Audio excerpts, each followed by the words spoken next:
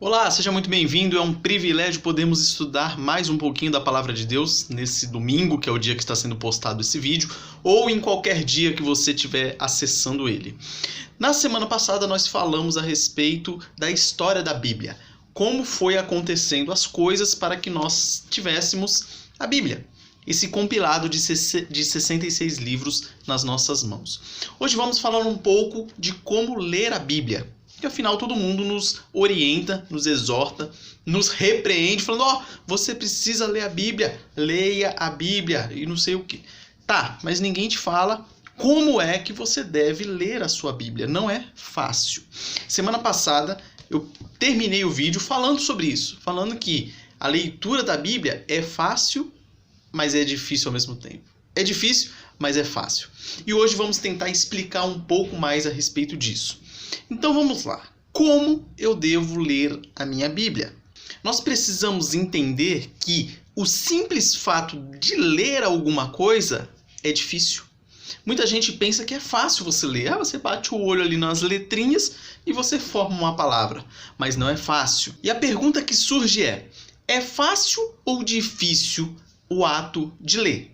E eu já te respondo, é dificílimo. É dificílimo porque envolve muita coisa, muita atenção, muito raciocínio. Não é fácil, não é fácil. Vamos lá, falando um pouco mais a respeito disso. Segundo uma pesquisa de 30 de maio de 2013 sobre a educação no Brasil, foi retratado o seguinte cenário: 75% dos brasileiros não sabem ler e escrever de modo minimamente satisfatório.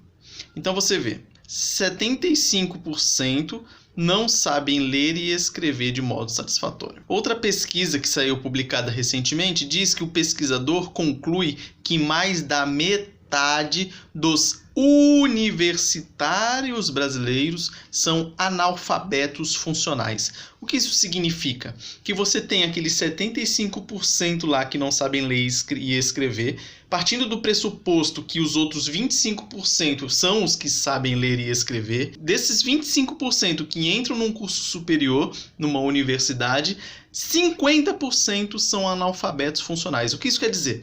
A pessoa lê, mas não entende o que lê. Você passa uma leitura simples para a pessoa, ela consegue fazer a junção das letrinhas, ela consegue até repetir, ela consegue ler em voz alta, mas não entende o que lê. Então, leu lá a pessoa, leu 4 parágrafos, daí você pergunta para ela, o que isso quer dizer? E a pessoa não sabe. Isso que quer dizer analfabetismo funcional. Então, isso é uma epidemia já no nosso país. As pessoas aqui, muitas delas, das que dizem que sabem ler, elas não entendem o que lê. Então você já vê aí a dificuldade de ler qualquer coisa. Imagina a Bíblia.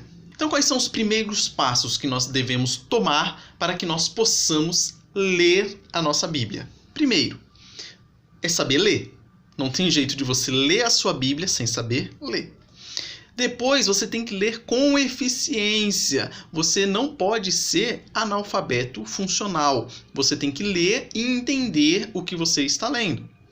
Aprender a diferenciar os gêneros literários. Isso é importantíssimo, porque a Bíblia não usa apenas um gênero literário.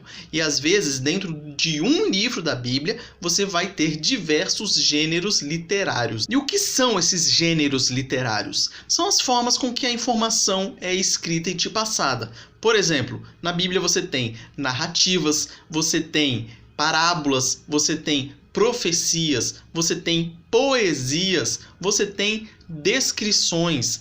Cada um desses gêneros literários, eles têm que ser levado em conta na hora de ler. E percebam que problemas de interpretação da mesma Bíblia resultam em várias coisas. Por exemplo, da mesma Bíblia nós temos os presbiterianos, nós temos os batistas, nós temos os adventistas, nós temos os pentecostais, nós temos os católicos romanos. Tudo bem que a Bíblia dos católicos ela tem 7 livros a mais no Antigo Testamento, mas todos dizem acreditar na Bíblia. Então você percebe, se todos estão se baseando no mesmo livro, por que você tem diversas doutrinas? Por que você tem diversas igrejas, denominações? Por quê? Por causa da questão da interpretação, que nós falaremos mais para frente um pouco a respeito disso. Então aqui nós temos dois problemas graves com relação à interpretação da Bíblia.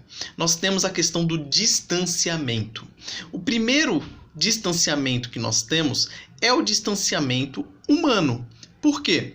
Porque a Bíblia foi escrita há mais de 2000 anos. Se você for pegar o livro mais antigo da Bíblia, tem autores que dizem que ele foi escrito há mais de 4000 anos. Então, entre 4000 e 2000 anos foi quando foram escritas as Sagradas Escrituras. Então, você já tem esse problema do distanciamento temporal.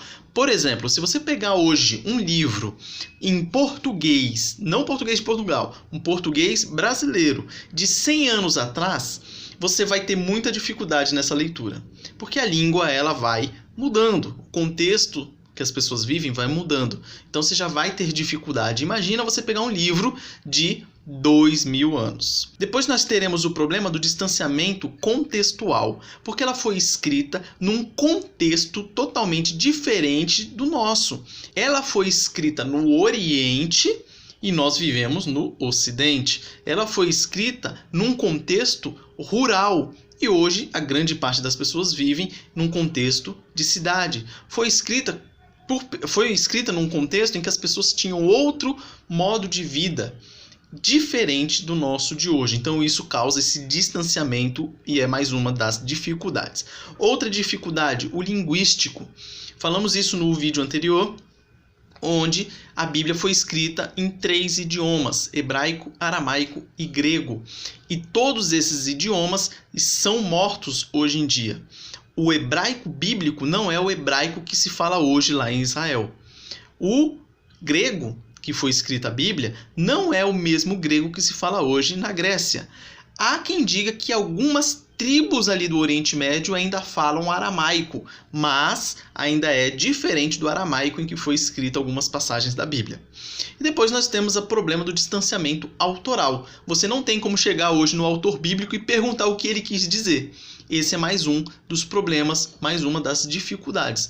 Hoje em dia, se você pegar um autor vivo que escreveu alguma coisa, você pergunta para ele, ele vai te responder o que ele quis dizer. Agora, os autores bíblicos já não temos essa possibilidade. Outro distanciamento que influencia na nossa leitura bíblica é o distanciamento divino.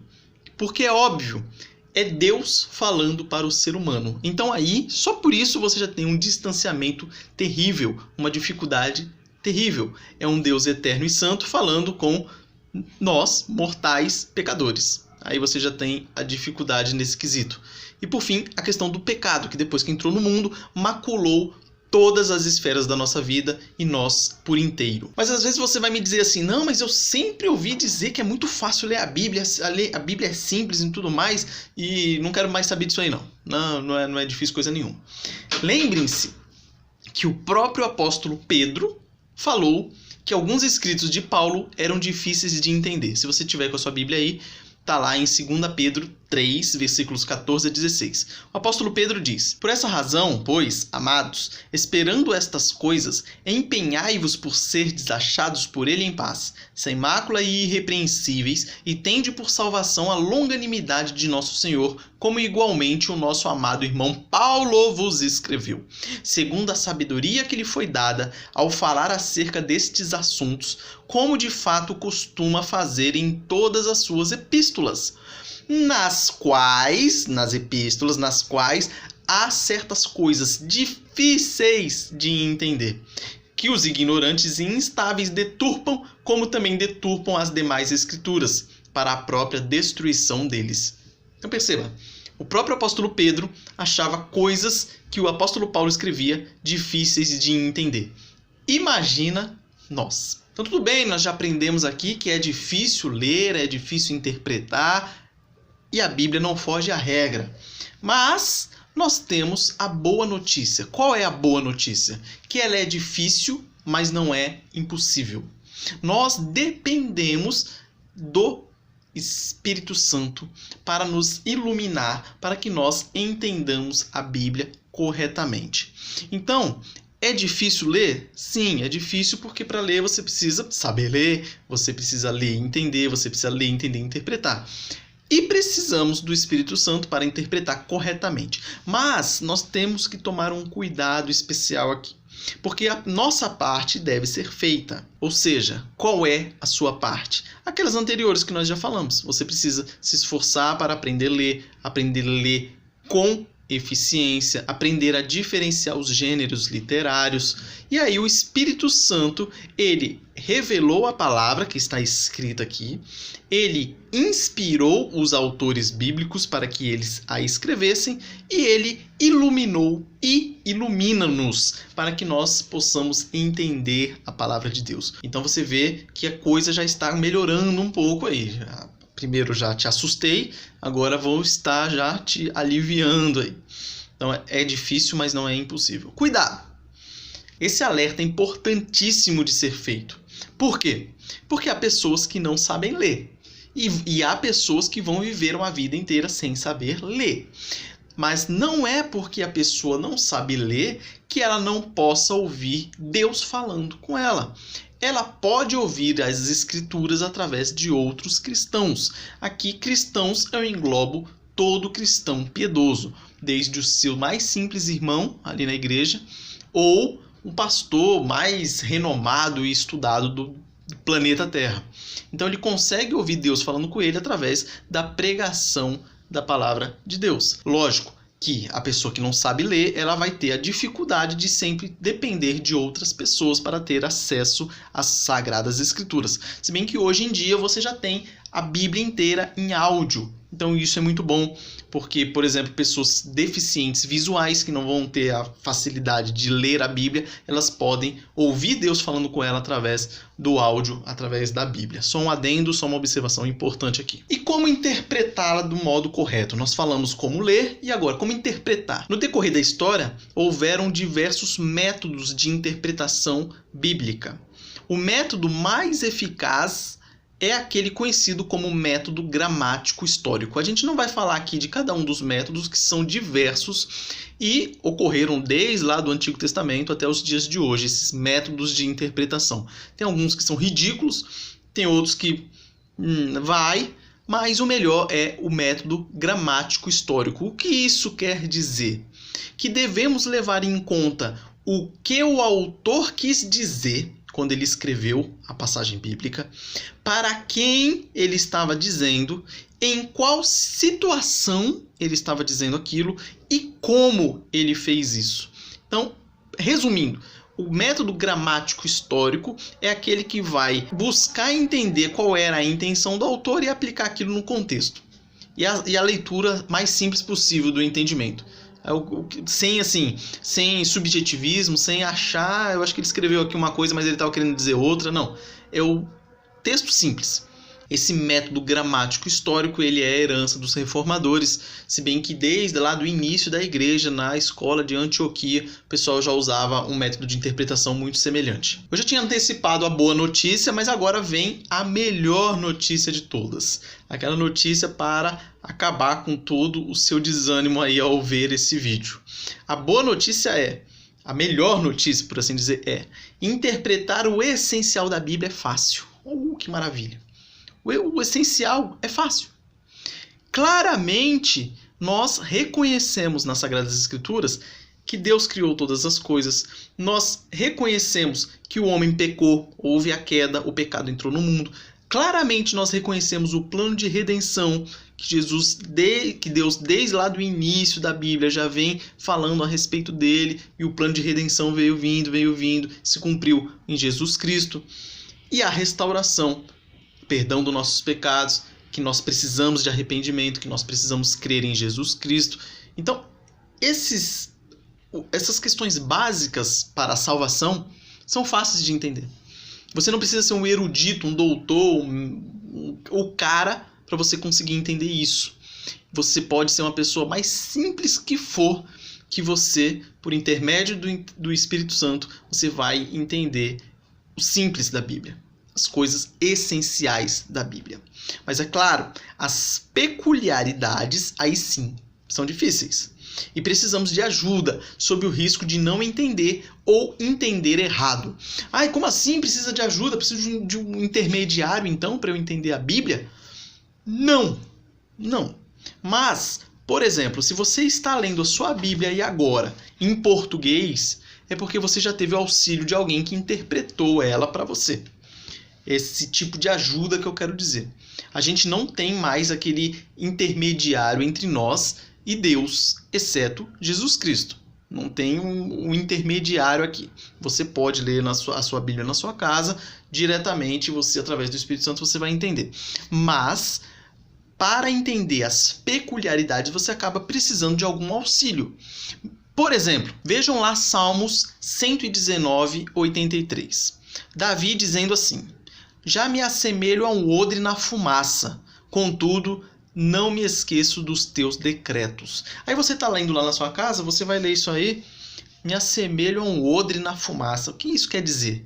Você não vai saber se você não for procurar por outros meios, entender ou descobrir o que é primeiro um odre e depois o que é um odre na fumaça. Percebam, isso é um odre, geralmente feito de couro de cabra, era um local para você armazenar líquidos no deserto. Então as pessoas faziam isso, geralmente eles faziam com a cabra inteira, né? Pegava lá, dissecava ela, tirava as entranhas, tirava tudo que tinha, deixava só o couro, amarrava as patas, no local onde ficava a cabeça ali, arrancava a cabeça, no pescoço fazia o laço ali. E aí você armazenava ali vinho, água e tudo mais. Acontece que, enquanto esse couro estava fresco, beleza, eles ficavam utilizando tudo mais. A partir do momento que esse couro ficava velho, ele ficava ressecado. E aí não era mais eficiente guardar líquidos dentro dele. E aí o que o pessoal fazia? Pegava esse couro de cabra e usava nas tendas. Então eles pegavam as tendas e usavam para reparar buracos, para evitar a chuva, alguma coisa assim. E eles iam lá e pegavam essas coisas e colocavam lá. O pessoal do Oriente Médio, até hoje, o pessoal que vive no deserto, nas tendas, eles utilizam muito fogo ali. Fogo por causa da fumaça, e a fumaça espanta bicho, além do calor do fogo lá que aquece eles no deserto à noite. Então o que acontece? Quando esse couro era utilizado para remendar alguma parte da barraca que estava destruída, ficava lá em cima, lá isolado, recebendo fumaça que vinha da parte de baixo da tenda lá para cima. Então quando Davi fala que ele se sente como um odre na fumaça, ele se sente um nada. É isso que ele quer dizer. Eu me sinto um nada, jogado, largado, um couro velho que não sirvo para nada, a não ser para ficar recebendo fumaça em mim lá. Então, se você não entender essas questões por fora, você acaba tendo uma dificuldade na hora de interpretar o que quer dizer já me assemelho a um odre na fumaça. Mais uma. Está lá em Atos 2,35. Até que eu ponha os teus inimigos por estrado dos teus pés. O que é um estrado? Ou, segundo algumas traduções, escabelo. Você lê lá, até que eu ponha os teus inimigos por escabelo dos teus pés. O que isso quer dizer? Aí geralmente a gente lê, não sabe o que quer dizer, o que a gente faz? Pula, né, e toca o barco, né? Deixa pra lá isso aqui. Mas é importante sabermos, é importante nós saber o que quer dizer esse versículo. E aí você anda um pouquinho, daí você vai perceber que o escabelo é isso aqui, ó. É aquele amparo pro pé ali, ó. Os reis utilizavam e tudo mais. Então quando ele fala assim, vou colocar teus inimigos como escabelo dos teus pés, é aquilo ali, ó, vai ficar aí por baixo. Você vai estar pisando sobre os teus inimigos. Representa o quê? Que você venceu os seus inimigos. Mais um exemplo. Agora com relação à geografia do local. A Bíblia fala muito a respeito de localidades e tudo mais. E se você não tiver por dentro das localidades, você vai ficar perdido muitas vezes. Então lá em Atos 13, capítulo 1, diz: havia na igreja de Antioquia profetas e mestres, Barnabé, Simeão, por sobrenome Níger, Lúcio de Cirene, Manaém, Colasso de Herodes, o Tretarca e Saulo. Aqui ele está falando na igreja de Antioquia. Agora em Atos 13, 14 vai dizer: mas eles, atravessando a Perge para a Antioquia da Pisídia, indo num sábado à sinagoga, assentaram-se. Ou seja, ele está falando num versículo de Antioquia e no outro versículo de Antioquia também. Só que tem diferença. Uma é a Antioquia da Pisídia e o outro é a Antioquia normal, vamos dizer assim. Por exemplo, vejam um mapa. Aqui você tem a Antioquia normal, por assim dizer, na Síria. E aí, ó, você tem um mapa aqui, ó. Olha lá a outra Antioquia, ó. Aqui é a Antioquia da Pisídia, que já é na Ásia Menor. Então percebam, você tem essa distância aqui. Se você não estudar e ver que tem essa diferença, você pode interpretar erradamente a passagem bíblica. Então agora vem a pergunta. Como ler a Bíblia depois de tantas dificuldades? Dificuldades estas que eu apresentei aqui. Primeiro, orar e labutar. Esse é um lema da Reforma. O que isso quer dizer? A Bíblia é um livro divino e humano. Então ela deve ser lida como um livro humano, mas como um livro divino. Então nós precisamos orar e pedir a iluminação do Espírito Santo para que nós possamos interpretar corretamente. E labutar. Labutar o quê? Trabalhar, se esforçar. Por quê? Porque não é fácil, como já dissemos. Então você tem que se esforçar para ler cada vez melhor. Você tem que buscar referências, buscar mapas da região da Palestina, buscar estudar como que é o clima lá, como que é a geografia do local, como que é, onde fica o Mar Morto, onde fica o Mar Mediterrâneo e tudo mais. Então precisamos nos esforçar para entender cada vez mais. O essencial é simples, como eu já disse, mas tem muitas partes difíceis. E quando você é convertido, você tem essa gana de querer saber cada vez mais. E a Bíblia é um livro tremendo, é um livro que é absurdo, é divino, né? Não tem um adjetivo para dar. É um livro divino. Você começa a estudar, você começa a ver os detalhes, é muito maravilhoso. Não tem adjetivo para explicar. E há quem diga que a Bíblia possui diversos erros e tudo mais. E vão querer te pegar nessa. A Bíblia está um monte de erro.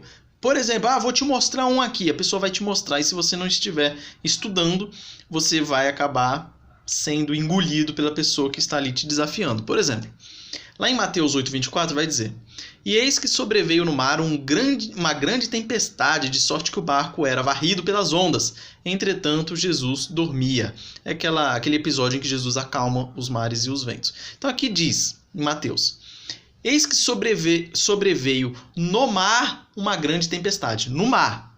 Aí o mesmo episódio lá relatado em Lucas 8:22 vai dizer: Aconteceu que, num daqueles dias, entrou ele, Jesus, num barco, em companhia dos seus discípulos, e disse-lhes: Passemos para a outra margem do lago. E partiram. Aí a pessoa que quer desacreditar a Bíblia vai falar para você: aqui, ó, num tá falando mar, no outro tá falando lago. Tá errado, a Bíblia tá cheia de erro. E aí você que não tá sabendo, fala: é mesmo, acho que tem um erro aqui. E às vezes vai ficar aí confuso. Não faça isso, vou te explicar já já. Depois, nós temos de novo, em Mateus 8:32, eles já tinham atravessado, né, o mar ou o lago, e ali tinha lá o endemoniado, que Jesus tirou os demônios, eles foram lá para uma manada de porco, e a manada de porco caiu. Caiu aonde? Vamos lá. Pois ide, ordenou-lhes Jesus, falando para a legião de demônios que estava lá no endemoniado. E eles, os demônios, saindo, passaram para os porcos. E eis que toda a manada se precipitou despenhadeiro abaixo para dentro do mar, e nas águas pereceram. O mesmo episódio retratado em Lucas 8:32 vai dizer: Tendo os demônios saído do homem, entraram nos porcos, e a manada precipitou-se despenhadeiro abaixo para dentro do lago e se afogou. Afinal, é mar ou é lago? Os dois. Os dois. Aqui está falando a respeito do Mar da Galileia. Vejam aí, ele pode ser chamado de Mar da Galileia, pode ser chamado de Lago Quinerete, pode ser chamado Lago de Tiberíades, e tem mais alguns outros nomes. Na época também ele tinha diversos nomes. Aqui está o Mar da Galileia. Não é mar, esse que é o detalhe. Mas ele era chamado de mar, mas não é um mar, é um lago mesmo. Ele recebe água doce, é a água doce que tem ali no Mar da Galileia. Então aqui você percebe uma vista mais de cima, né, do Mar da Galileia, e aqui uma outra um pouco mais inclinada aqui para vocês perceberem aqui o tamanho do lago e tudo mais. É bem grande e é um oásis ali. Então o pessoal chama de mar e de lago, não tem problema, é sinônimo para eles lá. É um lago, tecnicamente falando, mas não tem erro nenhum. É do jeito que as pessoas falavam a respeito dele. Nós também temos que tomar cuidado com os erros de interpretação com relação ao contexto. Isso aí é muito comum. Tem muita gente que lê a Bíblia pensando que é uma caixinha de surpresas. Deixa eu ver o que Deus fala para mim hoje. Deixa eu ver aqui, eu fecho o olho aqui. Vamos lá, eu abri um aqui. Vamos ver. Lançaram mão dela e ela no caminho da entrada dos cavalos foi à casa do rei onde a mataram. Nossa, o que é isso? E a pessoa vai lá e fecha a Bíblia e já não quer mais saber. Isso não pode ser feito. O contexto deve ser sempre observado. Exemplos de interpretação que pode causar confusão se você não levar o contexto a sério. Romanos 3:10. Aqui é Paulo dizendo: como está escrito, não há justo, nenhum sequer. Não há justo. Não existe justo. Lucas 1, versículos 5 e 6. Nos dias de Herodes, rei da Judéia, houve um sacerdote chamado Zacarias, do turno de Abias. Sua mulher era das filhas de Arão e se chamava Isabel. Ambos eram justos diante de Deus, vivendo irrepreensivelmente em todos os preceitos e mandamentos do Senhor. Ué, mas acabou de falar ali que não há justo, agora falam que o casal era justo. Então, se você não levar em conta o contexto, você vai ficar confuso aqui, vai achar que é uma contradição, mas não é contradição. Devido ao tempo do vídeo, nós não entraremos em detalhes, mas só para que você tenha um exemplo aí dessa questão. Antes de lermos a nossa Bíblia, nós precisamos levar em conta alguns pressupostos para que nós possamos lê-la e interpretá-la corretamente. Primeiro pressuposto, que Deus existe. Se você não levar em conta isso, você vai ler a sua Bíblia e interpretá-la de uma forma totalmente equivocada. Então, primeiro pressuposto, Deus existe. O segundo pressuposto é levar em conta que a revelação ela é progressiva. Lembrem aí no último vídeo eu falei que a Bíblia foi escrita num intervalo de 1.600 anos. Então, quando Abraão foi chamado lá no início do Antigo Testamento, ele não sabia as coisas que iriam acontecendo paulatinamente até Apocalipse de João. A revelação ela foi sendo feita aos poucos. Então nós temos que levar em conta isso também para que nós possamos interpretar a Bíblia de uma forma correta. Terceiro pressuposto, que a Bíblia ela é inspirada e ela é autoritativa. Se você partir do pressuposto que a Bíblia não é a palavra de Deus, você vai interpretá-la de uma forma totalmente equivocada. Você vai interpretá-la como um livro comum. E se você também não achar que ela é autoritativa, ela vai ser uma leitura morta para você. Você não vai querer viver conforme que ela diz que é para ser feito. Então você tem que levar em conta isso. Quarto pressuposto, ela conta a história da redenção. Por que isso é importante? A Bíblia ela é dividida, a gente pode dividir ela em 4 fases: criação, queda, plano de redenção e restauração. O plano de redenção é praticamente a Bíblia inteira. Você tendo isso em mente, você vai ler ela já de uma forma diferente de como se você não tivesse isso em mente. Então, leve isso em conta, que ela conta a história da redenção da humanidade. Quinto pressuposto, que Cristo é o centro das Escrituras. O Antigo Testamento aponta para aquilo que haveria de vir e o Novo Testamento aponta para o que já veio. Então, Cristo é o centro das Escrituras. Tenha isso em mente, que a sua leitura também será feita de uma forma totalmente diferente de outra leitura que não leve isso em conta. E por fim, que o cânon está completo e fechado. O que é isso? A lista de livros, os 66 livros da Bíblia estão fechados. Já era. São esses 66. Não sairão mais e não entrarão mais. O cânon está fechado. Pense nisso, livro completo, e é isso que você precisa saber. Leve esses pressupostos em mente, que você vai ler a Bíblia e interpretá-la da maneira correta. Isso é importantíssimo levarmos em conta, que a Bíblia ela se interpreta. O que isso quer dizer? Que você não tem como interpretar a Bíblia com as coisas que você acha. A própria Bíblia interpreta a própria Bíblia. Eu vou dar uma dica para vocês. Às vezes vocês vão estar lendo aí a sua Bíblia, geralmente elas fazem isso. Por exemplo, estou aqui em Lucas 6, versículo 20 a 23. Então, está falando sobre as bem-aventuranças. Bem embaixo, tem uma referência bíblica. Tá ruim aí de enxergar. Oxi. Tem uma referência bíblica bem embaixo aqui. O que isso quer dizer? Que na hora que você estiver lendo aqui as bem-aventuranças em Lucas, vai falar assim: bem-aventurados vós, os pobres, porque vosso é o reino de Deus. Aí você vai pensar assim: bem-aventurados os pobres, porque dos tais é o reino de Deus. Opa! Então vou vender tudo que eu tenho, vou ser pobre. Será que é isso que o texto quer dizer? Aí ficou na dúvida, você vai lá na referência. Vamos ver o que a outra referência está falando. Aí você vai lá em Mateus 5, e lá em Mateus vai dizer, no versículo 3, 5:3, bem-aventurados os humildes de espírito, porque deles é o reino dos céus. Opa! Lá em Lucas não estava falando de pobre com relação a bens materiais, está falando de pobres de espírito, os humildes. Então você vê que um texto bíblico deu luz no outro texto bíblico. Então é isso que quer dizer que a própria Bíblia se interpreta. Qual a conclusão que nós chegamos? Ler é difícil. Devemos ler a Bíblia como qualquer outro, mas como nenhum outro. Então você vai usar as técnicas que nós temos, como se fosse um livro comum, porém se utilizando da intermediação do Espírito Santo, lendo-a com humildade, levando em conta a sua soberania, levando em conta que é um livro divino e humano. Devemos levar em conta o contexto do que estamos lendo, devemos buscar o sentido mais natural possível do texto, não ficar viajando, tentando achar significado obscuro na leitura. Devemos buscar entender o que o autor quis dizer e para quem e como. Então aqui você leva em conta os gêneros literários, a situação, o contexto da época, o que o autor quis dizer e tudo mais. E devemos ser dependentes do Espírito Santo para interpretá-la corretamente. Algumas aplicações. Treine sua leitura. Leia, leia, leia. Não seja preguiçoso com relação à leitura. Leia, treine a sua leitura. Ore antes de ler a Bíblia e depois de lê-la. Ore antes, pedindo a iluminação do Espírito Santo, e depois agradeça a leitura e peça que o Espírito aplique a leitura à sua vida. Busque outras fontes que ampliem seu entendimento sobre a passagem. Busque mapa da região, busque contexto histórico, como o pessoal vivia naquela época, as medidas de distância, de peso, como que era as notas, os dinheiro, tinha dinheiro, não tinha dinheiro, como que era. Então, observem isso, que é muito legal, vai ampliar bastante o leque de entendimento.